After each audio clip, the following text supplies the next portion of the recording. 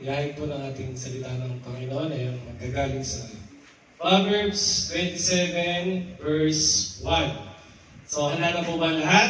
Amen. Handa na po ang ating puso at isipan upang makapakinig po ng salita ng Panginoon. Ano pa medyo kabado pa din? So, magagaling po ito sa Proverbs 27 verse 1. Sabi po dito, don't boast about tomorrow, for you don't know what a day might bring forth. So, sa Tagalog po, huwag na po natin ipagyabang ang patungkol bukas dahil hindi mo alam kung ano ang mangyayari dala ng isang araw. So, bago po tayo patuloy, asamahin niyo mo ako sa isang panalangin. Hallelujah, Panginoon. Salamat, Panginoon, sa araw na ito, Panginoon. Lord, use me, Panginoon, an empty vessel, Father God. At Lord, yung salita mo, Panginoon, sa araw na ito, ang siyang maitaas, Lord God. Lord, we know, Father God, that your Holy Spirit, Panginoon, ay nandito at move upon this place, Panginoon, at ikaw po, Panginoon, ang maitaas po ang iyong pangalan sa araw na ito. Maraming salamat po. In Jesus' mighty name we pray.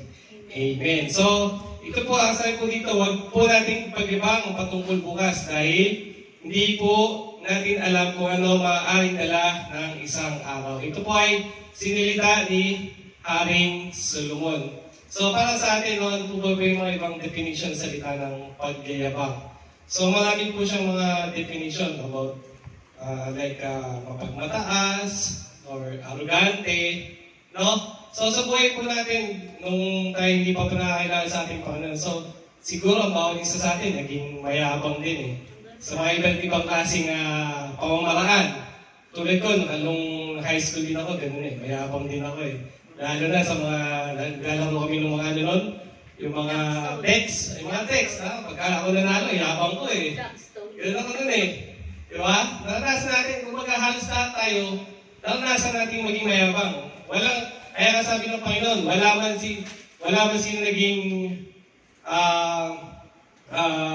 sino naging matuwid sa pangalan ng Panginoon, kundi siya lang.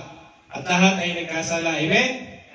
So, sa sa Bible, meron din po palang mga mayayabang, no? Katulad po nung Pariseo, at saka yung maniningil ng buwis.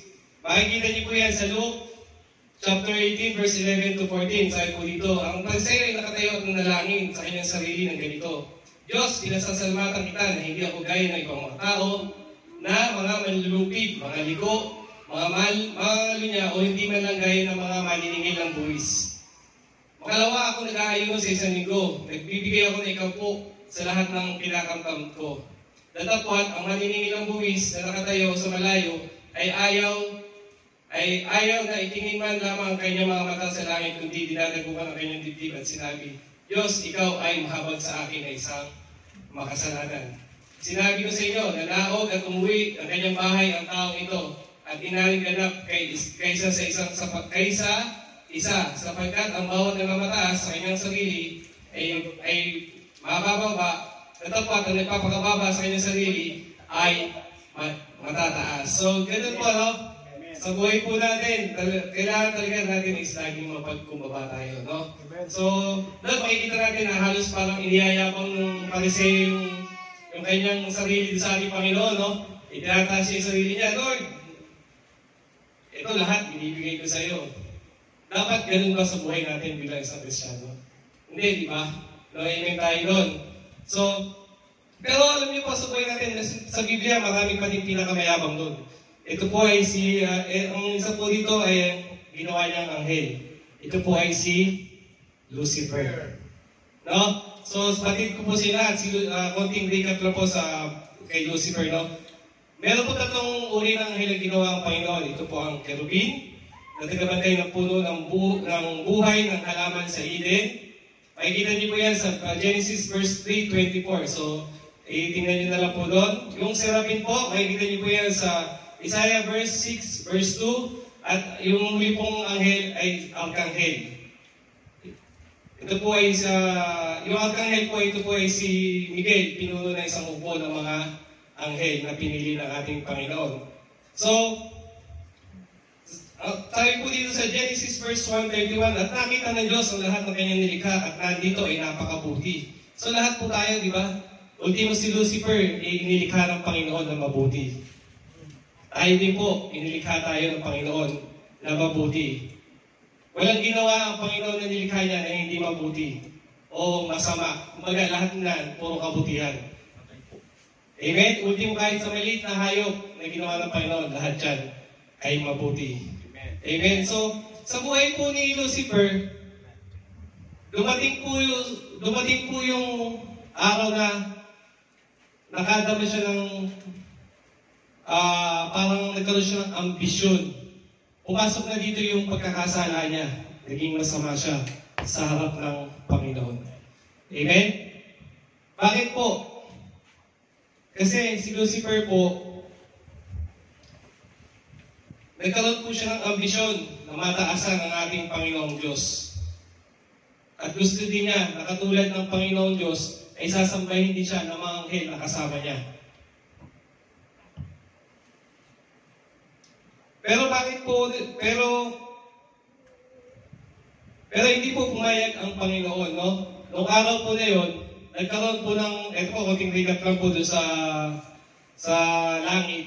Nung nalaman po ng Panginoon yun, tinawag po ng Panginoon Diyos ang kanyang arkanghel na si Miguel.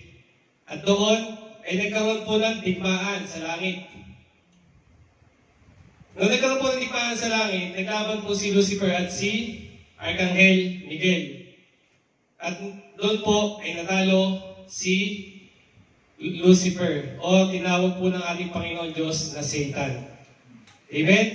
So nung natalo po siya si Lucifer, at sabi po dito sa Luke chapter 10 verse 18, at sinabi sa kanila, nakita ko nahulog si Satanas mula sa langit na parang isang kidlat. So, di ba po yung kidlat, pagka may nagbabadyang ulan, tulog, yung kidlat, pababa. So, si Lucifer po ay nandito po siya sa lupa. Sa kalupaan po siya. Amen? At tinatawag din po si Lucifer na Prince of Air. Bakit po tinatawag siya na Prince of Air? Kasi po, si Lucifer po ay parang isang hangin na hindi mo makikita. Sabi po dito sa 1 Peter 5-8, umanda kayo at mag-ingat dahil ang kaaway niyong si Satanas ay umaali-aligid na parang leon o umaatungal na naghahanap ng malalapa. So, ito yung pagkakataon ni Lucifer o ni Satan. Na kapag nakita niyo yung mga kapatid natin na yung pananampalataya, yung mihina, di ba? Nandun lang siya, nag-aabang siya ng time. Nag-aabang siya ng oras o panahon para saknalin niya yung tao na yun. Bubulungan ka, ay, hindi mo kayang magtrabaho. Pumunta ka na lang sa bangko, dala ka ng baril, mag-hold up ka dun. Di ba?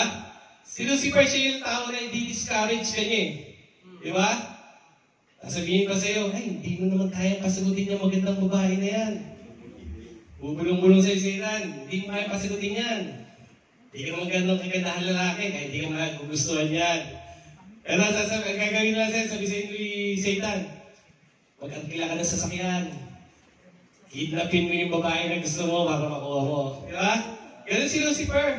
Talagang tatay-tuloy ka niya, titirahin ka niya hanggang sa pinakamahina ng katawan mo o pinakamahina ng isipan at puso mo. No? Kaya nga, binigyan tayo ng armor of God di ba? Para mapagtagumpayan natin. Ano man yung tukso na ibibigay ni Lucifer? Salvation, breastplate of righteousness, sword of spirit, shield of faith, belt of truth, and the shoe of gospel and peace. So, yun yung mga iniwan natin Panginoon sa atin upang yung mga battle natin sa mga masasamang gawa o sa mga temptation ni Lucifer ay ating mapagtagumpayan. Amen po? So, sa panahon po ngayon talaga pong napakahirap mag-invite sa mga church. No? Sa totoo lang po, sasabihin nila, lalaba ako, may lakad ako, pupunta ako dun sa party. Napakahirap nilang i-invite, no? Pagod ako, sakit yung katawan ko, no? Pero ang tanong po doon, nakakasiguro ka ba? Na bukas, buhay ka ba? Kaya po yung verse natin, nandun nakalagay na huwag natin ipagyabang ang patungkol bukas dahil hindi mo talaga alam kung anong mangyayari ng dalang dala ng isang araw. So bakit pa natin pagpapabukas, di ba po? Kailangan ngayon na natin gawin. Huwag na natin pagpabukas kasi nga, ngayon na natin tayo magsimba, ngayon na tayo natin ng Bible study, ngayon na tayo mag-prayer meeting, ngayon na tayo mag-worship sa Kanya, ngayon na tayo magpagamit sa Kanya. Huwag na natin pagpabukas kasi hindi na natin alam kung ano mangyayari ng bukas eh. Kahit ako, kahit kayo. Even yung mga plano nyo, matutupad ba lahat ng plano nyo na yan? Binibilang nyo na yung buwan, araw, taon, pinaplano nyo na sa buhay nyo. Pero nakakasiguro po ba kayo na bukas, buhay pa kayo? Amen. So wala po nakakasiguro. Kaya nga po sabi ko, ganun pala. Kala ko kasi dati ang buhay lang po ay yung parang puno. Isang puno ka lang ng mangga, na namunga ka lang, dire-diretso, hanggang tumanda ka, at pagtanda ng puno na yun ay mamamatay. Kaya yun lang po ang alam ko dati sa buhay. Pagkatapos ng mga matay na, wala na, parang dumaan ka lang, na parang isang puno. Pero hindi pala, kasi nga, meron pa pala ikalawang buhay na sinasabi. Yun yung buhay na walang eternal life at eternal damnation. Amen? So, ang hirap po, no? Pagka talagang inaano ko to, ito yung pinakasalat ng in-exhort ko, dito po ako talagang medyo talagang naging, kailangan magsikap ka pala, kailangan maniguro ka na yung kaluluwa mo, yung soul mo, pag dumating yung araw na ikaw ay kinuha ng Panginoon, kailangan makasiguro ka na yung soul mo ay mapupunta sa kalangitan at hindi sa impyerno. Amen? Di ba po? So, kasi yung iba po, hanggang ngayon, kaya pa nilang sabihin na hindi na ako atin kasi may pera naman ako eh. Marami pa akong pera sa bangko, marami pa akong mga ari-arian, marami pa akong negosyo, hindi pa naman nalulugi, meron pa akong mga mahaling sasakyan. Gusto ko pang out of town sa iba't ibang bansa, sa Canada, sa US, sa Australia, sa New Zealand. Basta marami pa na silang mga plano, no? Pero kaya pa nila magtrabaho, di ba po? Pero darating po yung araw na tayo po ay tatanda. Tatanda po tayo. Tayo po ay puputi ang buhok natin, kukulubot ang ating mga balat. Darating po ang oras at araw na hahanapin din po natin ang Panginoon Diyos na minsan nagligtas sa atin. Amen? Amen? So wag na po nating pag-alapin pa na yung mga makabudong bagay. Katulad nung punong sa yung lalaki na nag-ani ng maraming kamali. Ano pong ginawa niya? Nakikita niya, punong-puno na yung kamalik niya. Sabi po doon, ang dami na po yung kamalik. Yung ginawa niya, pinag-iba niya yung kamalik, pinalakihan pa niya. Ngayon, nung pinalakihan niya yung kamalik at punong-puno na yung kamalik na yun, sabi niya, o dyan ka na lang, o mahinga ka, magpakasalag ka dyan. Pero hindi po alam niya na yung araw na yun, kukuhanin siya ng Diyos.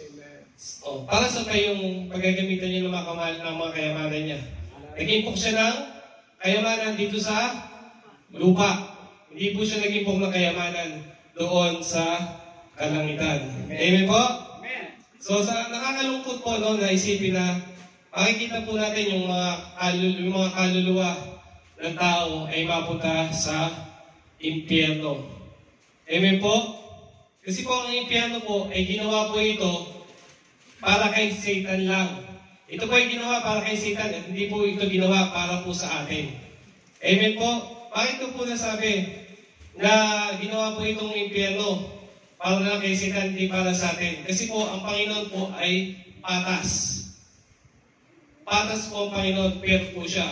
Kaya po hindi pa tayo inuhukuman ng ating Panginoon kasi po, gusto niya maging fair kay Satan. Kasi si Satan nagkasala. Kung papatayin niya si Satan, tayo din na tao nung nagkasala, papatayin niya din tayo. Amen po? Kasi po, fair po siya. Parehas tayong ginawa ng Panginoon. Parehas tayo nilaw ng ating Panginoon. Amen? Amen. Ngayon, kung hindi siya kung papatayin niya lang si Satan, tayo hindi niya papatayin, hindi patas ang Panginoon. Lalabas siya, hindi siya patas. Lalabas siya, kinikilingan niya tayo ang mga tao. Samantalang pare-parehas tayo nilikha ng Panginoon. Dahil nga po sabi po doon sa verse, lahat po ng ginawa ng Panginoon ay mabuti. Amen po? Amen. So, ang impyerno po ay totoo. Hell is real. Hell is a place that no one can escape. No return, no rewind. Sabi po dito sa Hebrew 9:27, at kung paano itinakda sa mga tao ang mamatay na minsan, pagkatapos ito ay maghuhukom. So ganun po ang mangyayari sa atin. Kapag dumating na si Jesus Christ dito sa lupa, tayo po mga tao ay huhukuman niya at pati po din si Satan. Dahil po ang Panginoon ay patas sa lahat ng ginawa niya. Amen po? Ang kamatayan po ay hindi natin mapipigilan. Hindi mo maiiwasan at hindi mo malalaman. At darating hindi mo nalalaman. Sa Biblia po, marami pong pangako. Marami pong pangako. Amen. Tapos na. Sa Biblia po, meron pong 8,810 promises ang ating Panginoon. Amen? Pasensya na po ako. Kala ko nga, tinulina ko na. Mukhang mahaba pa din yata. Sa Biblia po, ay meron pong 8,810 promises ang Panginoon. Napakadami po niyang promises. Pero wala po doon, isa doon, ang sinabing buhay ka pa bukas. Pero may iniwan po ang Panginoon bago po siya umakyat sa langit. Ang sabi po niya, makikita niyo po yun sa John 3:16, na po ang sabi po ay, sapagkat kayo na lamang ang pag-ibig ng Diyos sa sanglibutan, na ibigay niya kahit sa isang bugtong niyang anak, upang sino mang sumumpalataya sa Kanya ay hindi mapahamak, bagkus magkaroon ng buhay na walang hanggan. Yun po yung buhay na ibinigay sa atin ng Panginoon na habang buhay. Amen po? Kaya po, hanggang maaga po, tayo ay magsumikap. Huwag po tayong magpapagabi sa gawa ng kaaway o kagawa ni Satan. No? Kasi po, sayang po ang panahon. Time is running. Turn to Jesus. Amen. Yun lang po. So, maraming po salamat. Po ay meron po tayong napulutang maiksing aral sa buhay din po ni Satan. Lahat nga naman po ay ginawa ng mabuti ng ating Panginoon. Yun nga lang po, binigyan din tayo ng free will ng ating Panginoon kung tayo ay papipiliin. Ikaw ba ay ipili sa landas na gusto ng Panginoon o sa landas ni Satan? No? So, sana po ay ito yung maibahagi sa inyong mga kamag-anak, mga mahal sa buhay, mga pamilya. Kasi po, napaka-importante po sa buhay po ng tao. Kasi po, hindi nga po talaga biro yung pag namatay ka, nakikita mo yung kaluluwa ng tao ay nandun sa dagat-dagatang apoy. Amen po? So, close na po natin. Lord, thank you, Father, po sa araw na ito, Panginoon. Salamat po, Panginoon, sa inyong salita, Father God. Lord, kami po ay naniniwala at nagtitiwala, Panginoon, na lagi kaming binibigyan mo ng pangalawang pagkakataon upang kami ay magbalik sa iyo, Panginoon, magbalik loob sa iyo, Father God. Lord, nawa po ang iyong salita, Father God, ay tumimos at maglima sa aming puso't isipan, Panginoon, na hanggang kami nandito sa lupa, Father God, ay lagi kaming magsisikap, lagi kaming magiging alerto, Panginoon, at ang mga battle, Panginoon, na aming pagdadaanan, Panginoon, Lord God, ay naniniwala kami, Panginoon, na Ikaw ay laging nandyan at hindi mo kami iiwan at papabayaan. Maraming salamat, Panginoon, Lord God. To be all the glory, honors, and thanksgiving this mighty name we pray. Amen.